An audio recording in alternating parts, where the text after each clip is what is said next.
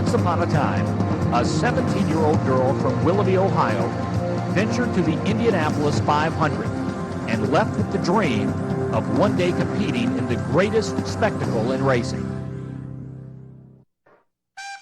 I am living my dream. I have a very results-oriented kind of personality, and I'm very defined about what I want to do, and it's only been 4 years that I defined Indy as a goal. It was a dream for a lot of years before that, but to me, dreams are kind of things that you hang out there and you think, God, wouldn't it be neat someday? A goal is something I say, I'm going to do that, and so first it was the dream, and now it was the goal, and now I'm absolutely living it, and it's got to be the most exciting thing that's ever happened to me in my entire life. Ladies and gentlemen, start your engines. That dream required desire, persistence, and experience. Lyn St. James was willing to pay her dues and do whatever it took to make her dreams come true. The road to Indy is a difficult one. After all, Lyn did not just show up at the Speedway gates and expect to race. She earned her way to the Brickyard. The road began somewhat inauspiciously in 1974 at a track in West Palm Beach, Florida, where she drove her Ford Pinto into a lake and almost drowned. Most people would have called it quits, but not Lyn. She continued the pursuit of her dream as she climbed the amateur ranks of the sport. By 1978, she was competing at the national level of amateur racing. By 1979, she was racing professionally. Her career really began to take off in 1981 with the help of sponsorship from the Ford Motor Company. She began with the Mercury Capri, but quickly drove her way into higher, faster classes of racing. In 1984, Auto Week named her Rookie of the Year in the IMSA GTO division. The following year, she won her first professional race at Elkhart Lake, and then went on to win at Watkins Glen and Daytona. She has won the 24-hour race at Daytona twice and the 12-hour race at Sebring. She's competed at the 24 Hours of Le Mans and along the way set 31 national and international closed course speed records. Nothing worth striving for ever comes easy, and auto racing is no different. In auto racing, the difference between victory and disaster can be measured in milliseconds. Lyn has survived her share of on-track incidents, which include being rear-ended at 180 miles per hour at Riverside International Raceway in 1986. Amazingly, she crawled unhurt through the flames to continue her pursuit of Indy. Finally, in 1992, she returned to the Indianapolis Motor Speedway, not as a spectator, but this time as a driver.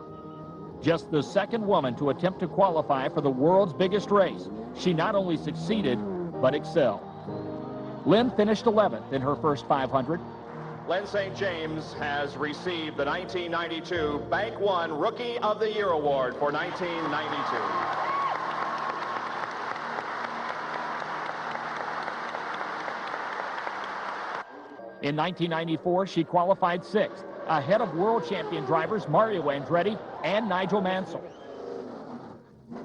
Lyn St. James's accomplishments have not all taken place on the racetrack.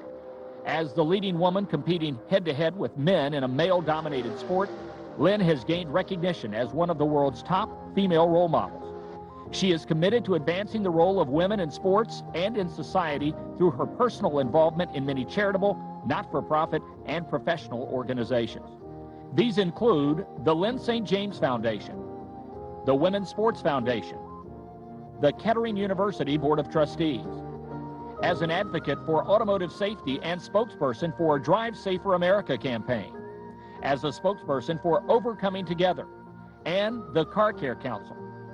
Her professional pursuits have included co-founder of Human Performance International, co-founder of the Women's Global GT Series, spokesperson and consumer advisor for Ford Motor Company, and television commentator for ABC, ESPN, and Showtime. She's even found the time to fly with the Blue Angels and the Thunderbirds, and has been a guest of Presidents Reagan, Bush, and Clinton at the White House. I found out that racing and being an athlete and a competitor is so self-centered. You are so focused on your own being, and quite frankly, that gets old after a while, and it doesn't balance you out. And so when I found out that, gee, maybe I could, through my efforts and through my knowledge and through my contacts or through my expertise, that I could help other young girls or other women athletes even, achieve their dreams and their goals. This was like incredibly powerful.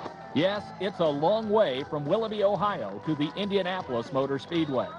But with drive, determination, and perseverance, Lyn St. James has pursued her dreams and been an inspiring role model to millions.